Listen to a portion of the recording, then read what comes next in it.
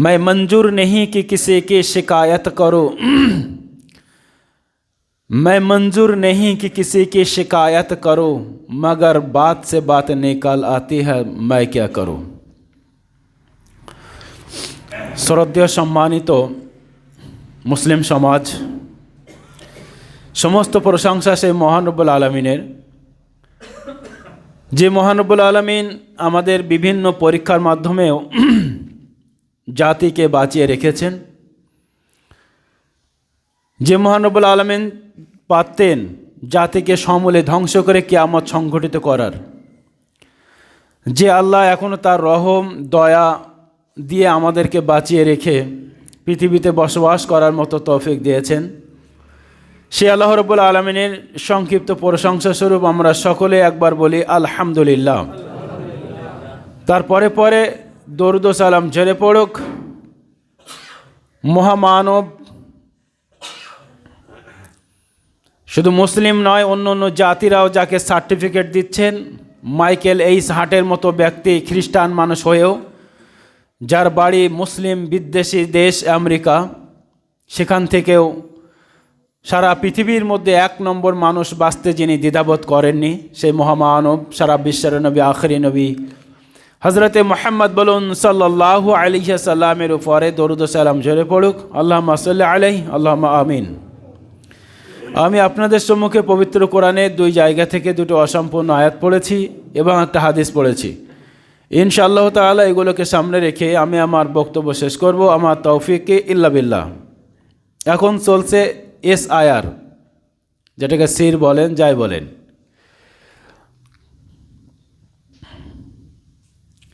SIR এর হচ্ছে special কি জন্য স্যার? ইন্টেনসিভ রিভিশন, বিশেষ নিবিড় সংশোধন, যেটা চলছে আমাদের এখন বর্তমানে। কাল আমার বাড়ির লোকেরও হিয়ারিং ছিল, আজকে আমারও আছে 12:30টায়। 12টা এখন 22, 12:30 আমারও টাইম আছে। তো ওই সংশোধনের ওখানে গিয়ে আমি যেটা জিনিস দেখলাম, কি জিনিস, যারা ওই ঘর থেকে ভালোভাবে বাইরে আসছে, মানে ওদের সার্টিফিকেটের পেছনে লিখে দিচ্ছে যে না ঠিক আছে, তার মনে খুব আনন্দ যে আমি পরীক্ষায় পাশ করেছি। যাদের বলছে যে তোমার এই কাগজ কেন নেই, সংশোধন করতে হবে বা এফিডেভিট করতে হবে বা আরও কিছু করতে হবে, তারা মুখটা কালো করে ওখান থেকে বাহির হয়ে আসছে। আচ্ছা, এই যে নিবিড় সংশোধন যেটা হচ্ছে SIR, আনন্দ হবারই কথা। হিটলার একসময় বলেছিলেন, তুমি রাজত্ব থাকতে গেলে, ক্ষমতায় থাকতে গেলে মানুষকে সাধারণ কাজে ব্যতিব্যস্ত করে রাখো। মানুষ তোমার কাছে খাদ্য চাইবে না, মানুষ তোমার কাছে বাসস্থান চাইবে না, মানুষ তোমার কাছে পড়ার কোনো জিনিস চাইবে না। তারা সেই দেশে থাকবে, শুধু থাকতে পারলে তারা মনে করে নেবে যে আমরা অনেক ভালো আছি, মিলিয়ে নেবেন। বর্তমান পরিস্থিতি আমাদের অনেকটা সেদিকে এগিয়ে যাচ্ছে। যারা আমরা শুধুমাত্র যে পরীক্ষায় ওখানে পাস করেছি, না আমি ভারতীয়, ব্যাস আমার মতো আনন্দে আর কেউ নেই গ্রামে। আমার চাকরি হলো কিনা, স্বাস্থ্য হলো কিনা, আনুষঙ্গিক যাই কিছু আছে কিনা, কিচ্ছু দরকার নেই। এই মুহূর্তে যেটা মানুষের সবচেয়ে বড় প্রয়োজন, আমি একজন ভারতীয়, আমি ভারতীয় বলে আখ্যা দিতে পারলে আমার কাছে বিরাট বড় এটা একটা জিনিস। ওখান থেকে যারা কাগজপত্র ভালো নিয়ে বাহির হচ্ছে অনেক আনন্দ নিয়ে, সেম একই রূপভাবে যদি আপনি দেখেন, পবিত্র কোরআন বলছে উজু হইয়া উমাইজিন আলাইহা মুসপেরা জহেকাতু মুস্তাবশেরা, সেদিন অনেক মানুষকে তোমরা দেখতে পাবে, তাদের মুখ হবে হাস্য উজ্জ্বল, হাস্য উৎপল্ল, খুব আনন্দ করবে তারা। উজু হইয়া উমাইজিন আলাইহা গাবারা তারা হাকুয়া কাতারা, অনেক মানুষকে তোমরা সেদিন দেখবে তাদের মুখ হবে কালেমা চিহ্ন, মুখের মধ্যে কোনো হাসি থাকবে না। উলাইকা হুমুল কাফারাতুল ফাজারা, সেই সব মানুষেরা হবে কাফের এবং দুষ্কার্যকারী। কে বুঝলেন? তো এর সঙ্গে এইটা আমি মিলে দেখলাম অনেকটা মিল আছে। এইটা হচ্ছে দুনিয়ার হাসর, আর ওইটা হচ্ছে আখেরাতের হাসর। আখেরাতের হাসরে এমন মানুষকে আমরা অনেকেই দেখতে পাবো যাদের মুখ হবে কালিমা চিহ্ন, যাদেরকে বাম হাতে আমলনামা দেওয়া হবে, যাদেরকে কিছুক্ষণ পরেই জাহান্নামের ফেরেশতা উপর করে নিয়ে ঠ্যাং ধরে টানতে টানতে নোংরা জাহান্নামের মধ্যে ফেলে দেবে, তাদের মুখ হবে কালিমা চিহ্ন। কিছু মানুষ যাদেরকে সামনে থেকে ডান হাতে আমলনামা দেওয়া হবে, সামনে থেকে যাদেরকে ডান হাতে আমলনামা দেওয়া হবে, তারা থেকে হাস্য উজ্জ্বল, হাস্য উৎপল্ল, তারা বলবে আমরা পাস করেছি। তারা বলবে আমরা পাশ করেছি, তারা কিছুক্ষণ পরে জান্নাতুল ফেরদাউসের মতো জায়গায় তারা চলে যাবে। তো একই রূপভাবে আজকের দুনিয়ায় আমরা সেম জন্য ওই রকম কিছু দেখতে পেয়েছি। এর কারণটা কি? এর কারণটা কি? প্রথমত বলি, আল্লাহ রাব্বুল আলামিন পবিত্র কোরআনের মধ্যে বলছেন, জহারাল ফাসাদু ফিল বাররি ওয়াল বাহরি বিমা কাসাবাত আইদিন নাস। ভালো করে শুনবেন, শুধুমাত্র আমাদের এসআইআর হচ্ছে, এরপরে আরও অনেক কিছু হয়ে গেছে, নোটবন্দি হয়েছে, বিভিন্ন রকম সমস্যা হচ্ছে, এরপরে আরও কিছু হবে। কেন হচ্ছে? জহারাল ফাসাদু ফিল বাররি ওয়াল বাহরি বিমা কাসাবাত আইদিন নাস। আল্লাহ বলছেন, আমি মানুষকে জলে এবং স্থলে মানুষের হাতের কামাইয়ের জন্যে, মানুষ যে কৃতকর্ম করে তার জন্য আমি বিভিন্ন রকম একের পর এক পরীক্ষা দিয়ে থাকব। এই যে আপদ বিপদ যা কিছু আসে না কেন, এটা আমাদের হাতের কামাই। এটা কে বলছেন? আল্লাহ বলছেন। দেখেন, পৃথিবীর যদি ইতিহাস আপনারা দেখেন, তো ইতিহাসে দুরকমভাবে মানুষদেরকে শাস্তি দেওয়া হয়েছে। একরকম শাস্তি কি, কোনো জাতিকে সমূলে ধ্বংস করে দেওয়া হয়েছে। আদ জাতি, সামুদ জাতি, নূহ আলাইহিস সালামের কওম, এইভাবে যদি আপনারা দেখেন সলেহ জাতি, কোনো জাতিকে আল্লাহ শাস্তি দেওয়ার জন্য পুরো সমূলে ধ্বংস করে দিয়েছেন। আর কোনো জাতিকে আল্লাহ কি করেছেন, সেখানে কখনো ঝড়, কখনো তুফান, কখনো বন্যা, কখনো মহামারী, কখনো প্লেগ, কখনো এইরকমভাবে এসআইআর, কখনো নোটবন্দি, কখনো খুন, কখনো আরও কিছু, এইভাবে বিভিন্ন রকম জিনিস দিয়ে মানুষদেরকে পরীক্ষা করা হয়। দুটোভাবে মানুষদের পরীক্ষা করায় বললাম, এক মানুষকে সমূলে ধ্বংস করে, আর এক হচ্ছে এইরকমভাবে যখন দেখবেন আপনার সংসারের মধ্যে শান্তি নেই, আপনার স্ত্রীর সঙ্গে আপনার বনাবনি হচ্ছে না, পাড়ার মানুষের সঙ্গে আপনার হচ্ছে না, আপনার ফসল হচ্ছে না, আপনি বিজনেস করছেন, বিজনেসে আপনার উন্নতি নেই, আপনি যে কোনো জায়গায় যাচ্ছেন আপনার ভালো হচ্ছে না, এর মানে আল্লাহ আপনাকে পরীক্ষায় ফেলেছেন। এইরকম একটা জায়গায় যদি আপনি পড়ে যান, তো এখানে সর্বপ্রথমে আপনার কাজ হচ্ছে সবর করা, ধৈর্য ধরা, আল্লাহর পথে ফিরে আসা। আজকের আমাদের যে বিভিন্ন রকম পরীক্ষা নিরীক্ষার মধ্যে আমরা চলেছি, এখান থেকে আমাদের উত্তরণের উপায় হচ্ছে আল্লাহর দিকে আমাদের ফিরে আসা। তখন আমি বলিনি জহারাল ফাসাদু ফিল বাররি ওয়াল বাহরি বিমা কাসাবাত আইদিন নাস। মানুষ, তোমরা যে কাজগুলো করো, তোমরা যে আমলগুলো করো, সে আমলের দরুন তোমাদের জলে এবং স্থলে বিপর্যয় সৃষ্টি হয়েছে। আজকের স্থলে আমাদের বিপর্যয় সৃষ্টি হয়েছে। কে আমরা ভোটার হব, ডিভোটার হব, ভোট দিতে পারবো কিনা, এখানে থাকতে পারবো কিনা, ডিটেনশন ক্যাম্পে যেতে হয় কিনা, বাংলাদেশ যেতে হয় কিনা, বিভিন্ন রকম আতঙ্কের মধ্যে আমরা আছি। এর কারণটা কি? আল্লাহ আমাদের উপরে, আল্লাহর তরফ থেকে এটা হচ্ছে শাস্তি। এই রকম যখন কোনো শাস্তি চলে আসে, সঙ্গে সঙ্গে মানুষদের কি, লাআল্লাহুম ইয়ারজিউন, যাতে করে মানুষরা আমার পথে ফিরে আসে। অন্য হাদিসের মধ্যে যদি আপনি দেখেন, মানুষ যখন ইসলাম থেকে দূরে সরে যায়, তখন আল্লাহ এমন কোনো ফিরাউনের মতো শাসক দিয়ে মানুষদের উপরে অত্যাচার চালান। তখন বুঝে নিতে হবে যে আপনি আল্লাহর পথ থেকে অনেকটা সরে গিয়েছিলেন। আবার যদি পুনরায় তওবা করে আপনি আল্লাহর পথে ফিরে আসেন, ফিরাউনের মতো ওরকম শাসক আসবে, আবার হাজারো চলে যাবে ইনশাআল্লাহ তাআলা। যেটা বলছিলাম, দুনিয়ায় কিছুদিন বাঁচার জন্যে আমরা এসআইআরে যাদের সঠিকভাবে নাম উঠছে, আমাদের মনের মধ্যে বিশাল আনন্দ যে আমি পাশ করে গেছি। আমার প্রশ্ন, আজকের যিনি 60 বছর ঊর্ধ্বে, 60 বছর যাদের বয়স, তাদের 2002 নাম থাকলেও ওনাদেরকেও ডাকছেন, তিনিও মনে আনন্দ করছেন। আমরা জানি যে মানুষের আয়ু গড় হয় 60 থেকে 62, 63, উনি 70 বছর হয়তো বাঁচবেন, 75 বছর বাঁচবেন।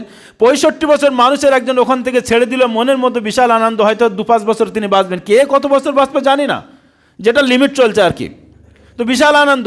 কিন্তু আমি বলি, এসআইআরে আপনি পাশ করে যেমনভাবে আনন্দ করছেন, ঠিক একই রূপভাবে কবরে যখন আপনার জন্য এসআইআর হবে, আপনি সেখানে পাশ করছেন, তো তার জন্য আপনি কতটা প্রস্তুতি নিয়েছেন? কবরে গেলেই তো আপনার এসআইআর হবে। এখানে যেমন আপনার বাবার লিঙ্কেজ লাগছে 2002 সালে voter list, I card, Aadhaar card, এই বাবার সঙ্গে আপনার একটা কাগজের জন্য মিল থাকে, এমন একটা কাগজ আপনাকে দেখাতে হবে। ঠিক কবরে গেলেও তো 3টে কাগজ আপনাকে দেখাতে হবে। কবরে গেলেও আপনাকে 3টে কাগজ দেখাতে হবে। বলবে, এই নামাজ পড়েছিলেন, নামাজের কাগজটা দেখাও। নামাজের কাগজ দেখতে যাবে না, সর্বপ্রথমে দেখতে যাবে যে তোমার আল্লাহকে, নবীকে, এটাও একটা কাগজ যখন দেখতে যাবে। আমি যদি নবীর কথা না শুনি, নবীর সুন্নাতের উপর না চলি, তাহলে নবীকে আমি কিভাবে জানবো? আমি যদি আল্লাহর কথা মতো না চলি, আল্লাহ বলেছেন তুমি নেশাদার দ্রব্য করো না, মদ খেও না, আমরা খাই। তুমি নামাজ পড়ো, আমরা পড়ি না। তুমি যাকাত দাও, আমরা দেই না। তুমি সুদের কাছে যেও না, আমরা সুদ খাই। তুমি জেনা ব্যভিচারের আশেপাশে যেও না, আমরা জেনা ব্যভিচার করি। তাহলে কোরআনের কথা অমান্য করছি। তাহলে এখানে বলবে যে আল্লাহকে মানে যেটা জিজ্ঞাসা করবে, মান রব্বুকা, এর কাগজটা দেখাও, নবীর কাগজটা দেখাও, তোমার দিনকে কাগজটা দেখাও। এখন আমি আপনি যেভাবে চলছি, গতানুগতিকভাবে যেভাবে আমরা দিন মানে আগিয়ে নিয়ে যাচ্ছি, মৃত্যুর দিকে এগিয়ে যাচ্ছি, কবরের দিকে যত আমরা এগিয়ে যাচ্ছি, এই যে কবরে আমাদের এসআইআর হবে, এর জন্য আমরা প্রস্তুতি আছি তো? এটাই হচ্ছে আপনাদের কাছে আমার প্রশ্ন। এরপরে হাসরের মাঠে আবার এসআইআর হবে, সেখানে নাঙ্গা অবস্থা, উলঙ্গ অবস্থা আমি আপনি প্রত্যেকে দাঁড়িয়ে থাকব।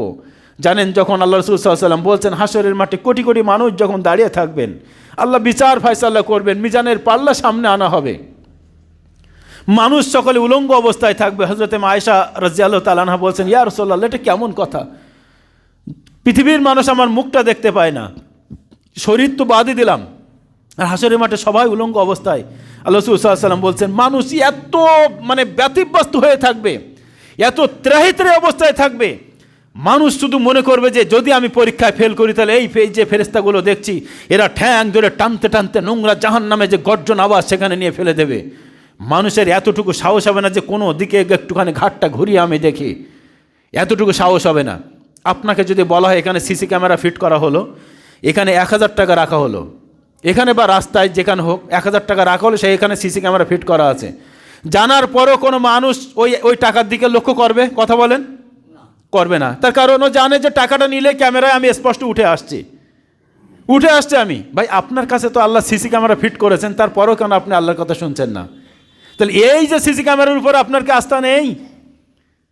আল্লাহ, আপনি জানেন যে এখন যে 200 জিবি, 250 জিবি, 400 জিবি, এইটা নখের মতো একটা জিবি, তাতে অন্তত এই বাংলা বা হিন্দি যদি ফিল্ম ভরেন 50-60টা ফিল্ম আপনি ভরতে পারেন। একটা ফিল্ম 2.5 ঘন্টা ফিল্মে তো একজনের জীবনী সম্পূর্ণভাবে উঠে আসে। মানে একটা বাচ্চা হয়েছে, একটু বড় হয়েছে, তারপরে আরো একটু বড় হয়েছে, নায়ক হয়েছে, ভালোবাসা করেছে, বিয়ে করেছে, বা জীবন শেষ। তাহলে 2.5 ঘন্টার মধ্যে যদি একটা জীবন দেখাতে পারে, আপনার জন্য আল্লাহ এতটুকু একটা জিবি ফিট করে রাখতে পারবেন না? ভাবছেন কিভাবে? ওজারা বলানা মাসালা ওয়ানাসিয়া খলকা কলে মা ইহিল ইজামা ওয়াহিয়া রামিম। মানুষ ঠাট্টা করে বলে যে এই মানুষগুলো মারা গেলে, কবরে গেলে মাংস হাড় সব মাটির সঙ্গে মিশে যাবে, আল্লাহ কেমন করে আবার এইসব মানুষগুলোকে সৃষ্টি করবেন? আল্লাহ কি বলছেন? কুল ইহইয়াল্লাযী আনশাআহা আউওয়ালা মাররা ওয়া হুয়া বিকুল্লি খালকিন আলিম। সূরা ইয়াসিন 78 এবং 79 নম্বর আয়াত। আল্লাহ বলছেন, মুহাম্মদ সাল্লাল্লাহু আলাইহি ওয়াসাল্লাম, তুমি বলে দাও যে আল্লাহ তোমাকে প্রথমবার সৃষ্টি করেছিলেন, সেই আল্লাহর কাছে দ্বিতীয়বার সৃষ্টি করা কোনো কঠিন ব্যাপার নয়। এই লাঠিটা যখন হয়নি, তো এখানে খুতবা দেওয়ার জন্য একটা লাঠি করতে হবে। কীরকম লাঠি?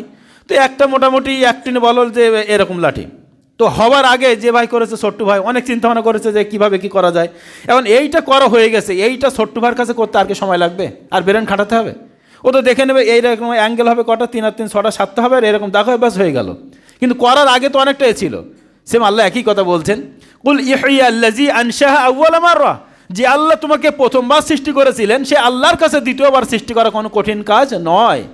এটা আমাকে আপনাকে ভাবতে হবে।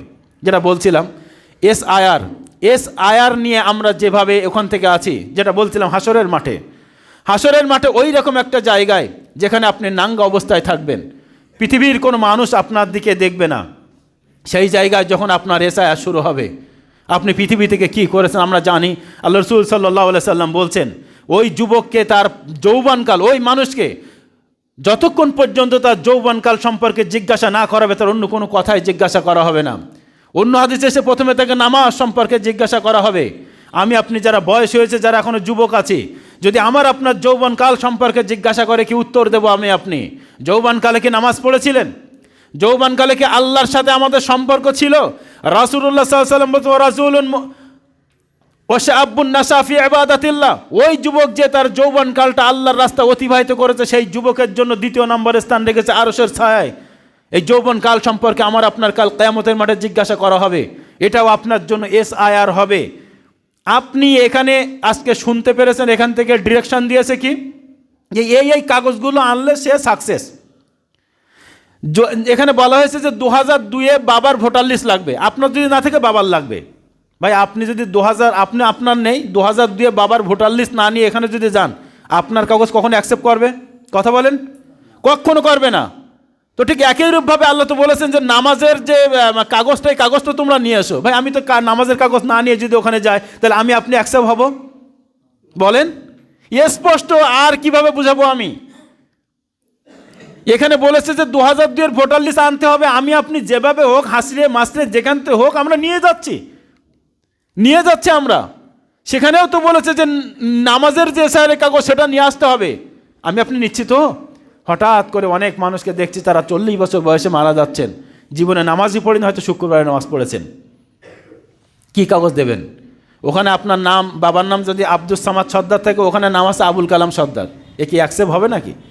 তো এরকম 5 ওয়াক্ত নামাজের জায়গায় শুধু 5 ওয়াক্তর ঘর এক এক দিনে 5 বার ধরেন ঘর করা আছে, সব লাল, শুধু সপ্তাহে একদিনে সে একটা টিক চিহ্ন পাস করবেন তো? সব তো লাল দাগ পড়ে আছে। আর সার্টিফিকেটে যখন লাল দাগ পড়ে তার অবস্থা কী হয়, তো এটা আমি সবাই জানি।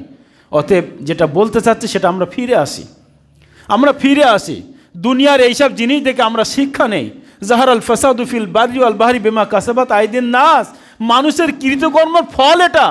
আমরা যেমন উল্টোপাল্টা কাজ করব, নাফরমানি কাজ করব, তার বিভিন্ন রকম আযাব এবং গজব দিয়ে আমাদের উপরে এইভাবে আপতিত হবে। সেই হাদিসটা তো আমরা ভুলে যাইনি। হাদিসটা বর্ণনা করছেন সাওবান রাদিয়াল্লাহু তাআলা আনহু। উনি বলছেন এমন একটা সময় আসবে, এমন একটা, আল্লাহ রাসূল সাল্লাল্লাহু আলাইহি ওয়াসাল্লাম বলেছেন এমন একটা সময় আসবে। হাদিসটা প্রায় যখন এই বিষয়ে বলা হয় মানুষ যেমন খানজাত থালে 6 থেকে 7 জন মানুষ চারিদিক থেকে একটা খাদ্য গ্রহণ করে, খানজাত থালা এইরকম বড় হয়, তার মাঝখানে খাদ্য দেওয়া হয়, চারিদিক থেকে মানুষ তার কোলের কাছ থেকে ভাতগুলো বা মাংসগুলো টেনে নিয়ে খায়। এক পর্যায়ে দেখা যায় মাঝখানে আর কিচ্ছু থাকে না। আল্লাহ রাসূল বলছেন এমন একটা সময় আসবে সমস্ত বিজাতীয় জাতিরা মুসলিমদের বিরুদ্ধে এইভাবে মুসলিমদেরকে ছিঁড়ে খাবে। একজন সাহাবা জিজ্ঞাসা করছেন, ইয়া রাসূলুল্লাহ, মুসলিমদের সংখ্যা কি কম হবার কারণে? আল্লাহ রাসূল বলছেন, না, মুসলিমদের সংখ্যা কম হবে না, বরং বেশি হবে। মুসলিমরা সেদিন ওই বন্যায় ভেসে যাওয়া খড়কুটো যেমন এই বন্যায় আপনার 2000 সালে যারা দেখেছিলেন, বা এখনও যেসব বাচ্চারা ওই শ্যালোর পানি যদি নালায় যায়, ছোটো ছোটো ঘাসটা ফেলে দিলে যেমনভাবে ভাসিয়ে নিয়ে চলে যায়, মুসলিমরা হবে ওই রকম ভাসন্ত জাতির মতো। এবং এই মুসলিমদের অন্য জাতির অন্তরে কি করে দেওয়া হবে? মুসলিমরা যেটা জাতি, এরাও যে ঘুরে দাঁড়াতে পারে এই ভয়টা তাদের অন্তর থেকে উঠিয়ে নেওয়া হবে। এদের মারলেও কোনো হ্যাঁওয়ালা লোক থাকবে না। আর মুসলিমদের অন্তরে কি ওহান সৃষ্টি করে দেওয়া হবে। ওহান মানে কি? দুনিয়ার প্রতি মায়া এবং মৃত্যুর ভয়, দুনিয়ার প্রতি মোহ, মৃত্যুর ভয়। দুনিয়া করে আঁকড়ে থাকবে, আর না ওখানে গেলে মৃত্যু হবে, মৃত্যুর ভয় থাকবে। একজন মুমিনের তো মৃত্যুর ভয় হবার কথা নয়। একজন মুমিন যিনি হবেন তিনি মৃত্যুর ভয় করবেন না। তার কারণ আমরা একটা কথাই জানি, বাঁচলে গাজী মরলে শহীদ। সাহাবাদের এটাই নীতি ছিল। ওনারা যখন যুদ্ধে যেতেন, যুদ্ধে যাওয়ার পরে যদি ওনারা বেঁচে থাকতেন, সেই বিপক্ষ দলের যত অস্ত্র ভাণ্ডার, খাদ্য, রসিদ, টাকা পয়সা যা কিছু ফেলে তারা যেত, সেগুলো তারা নিয়ে আসতো। উভয়ের এটা, যারা হেরে যাবে হারাফাটিতে এগুলো নিয়ে আসতো, তাহলে ওই মালগুলো পাওয়া যায়। আর যদি আমি মরে যাই তাহলে আমি শহীদ, মরে গেলে আমি শহীদ। যাই হোক, আমি আবারও বলি, আল্লাহ আমাদের বিভিন্নভাবে ওয়ালা নাবলুওয়ান্নাকুম বিশাইয়্যিম মিনাল খাউফ ওয়াল জু ওয়া নাকসিম মিনাল আমওয়াল। আল্লাহ বলছেন ওয়ালা নাবলুওয়ান্নাকুম বিশাইয়্যিম মিনাল খাউফ, আমি কখনো মানুষদেরকে ভয় দিয়ে পরীক্ষা করব, ওয়াল জু ক্ষুধা দিয়ে, ওয়া নাকসিম মিনাল আমওয়াল এই ধন সম্পদকে নষ্ট করে দিয়ে, সব কিছু দিয়ে পরীক্ষা করা। অবশ্যই হবেন তাদের মধ্যে, তারাই পাশ করবে যারা ধৈর্য ধারণ করবে, আল্লাহর দিকে যারা ফিরে আসবে। আমাদের এখনও সময় আছে, এখনও পথ আছে, আমাদের ফিরে আসতে হবে। আমরা ফিরে আসি, আমরা আল্লাহর কাছে সাহায্য চাই যে আল্লাহ তুমি যদি আমাদের না বাঁচাও তাহলে খুব সমস্যা হয়ে যাবে। আজকে সারা পৃথিবীর মুসলিমদের অবস্থাগুলো দেখেন, অধিকাংশ জায়গায় মুসলিম সংখ্যাগরিষ্ঠ হওয়ার পরও অবস্থাটা দেখেন। এই একটু আগে একটা হাদিস বললাম, মুসলিমের সংখ্যায় বেশি হবে।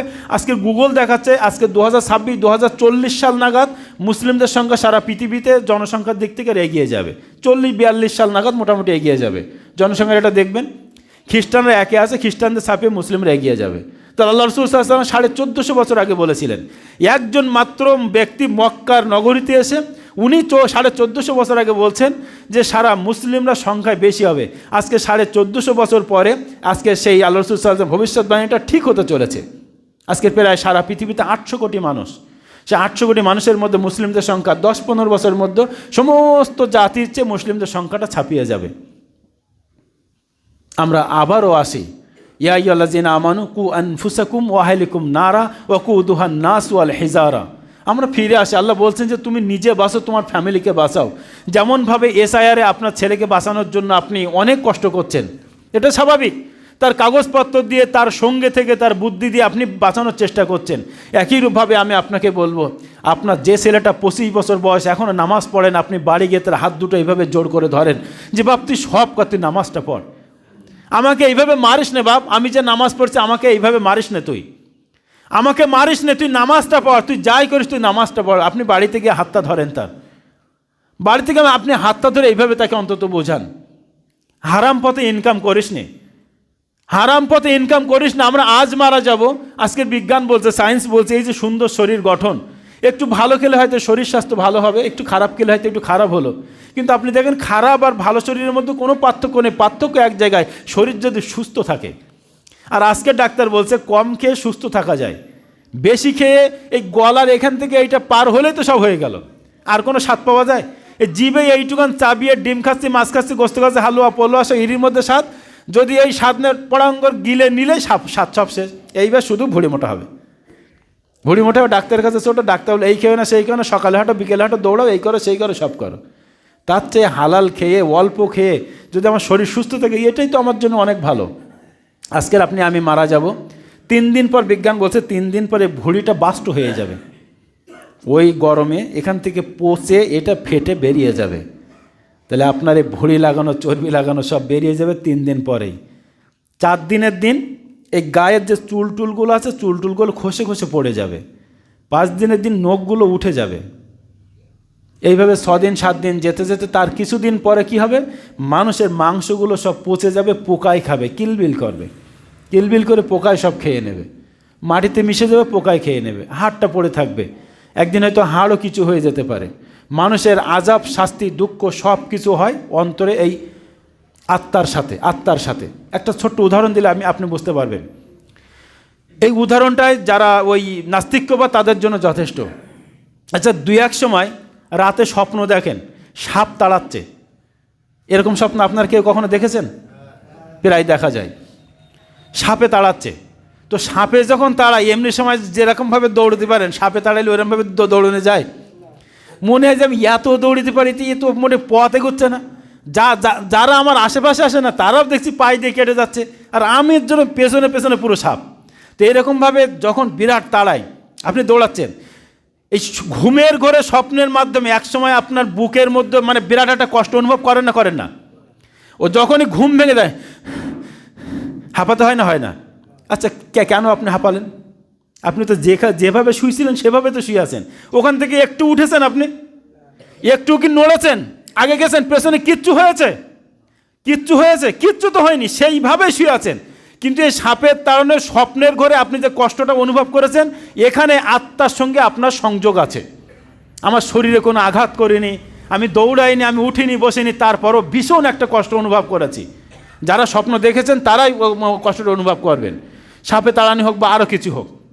ভয়ের স্বপ্ন, কুকুরে আপনাকে তাড়াচ্ছে, বা জঙ্গলে গেছেন বাঘে আপনাকে এইরকম বিরাট বড় চোখ দেয়, এত বড় দাঁত বের করে আপনাকে তাড়াচ্ছে। তো এই যে কষ্টটা অনুভব, তারপরে যে হাঁপানোটা হয়, কই আপনি তো সেখান থেকে নড়েন, তারপর বিরাট একটা কষ্ট অনুভব করেছেন। এটা তো দুনিয়ায় এটা স্যাম্পল দেওয়ার জন্যে। আল্লাহ আপনার আত্মার উপরে শাস্তি এবং সুখ সব কিছু ভোগ করাবেন।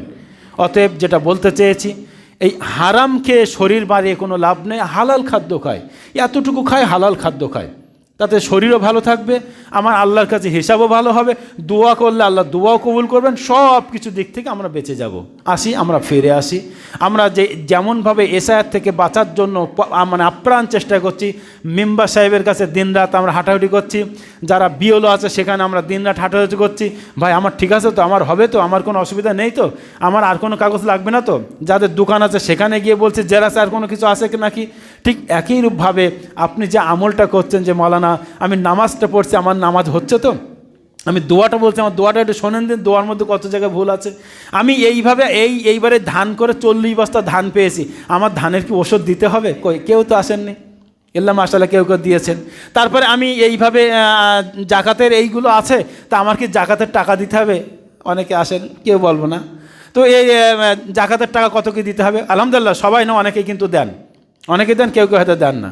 তো এই যেমনভাবে এসআরে বাঁচার জন্য বিভিন্ন মানুষের কাছে ছুটে যাচ্ছেন, আমরা হাসরের মাঠে বাঁচার জন্য যেখানে আলেমদের কাছে আসার মতো জায়গা থাকলে অবশ্যই আলেমদের কাছে আসেন যে আমি কবরে গিয়ে বাঁচবো তো, যেভাবে আমল করছি, যেভাবে দিন গুজরান করছি, আমি হাসরের মাঠে বাঁচতে পারবো তো?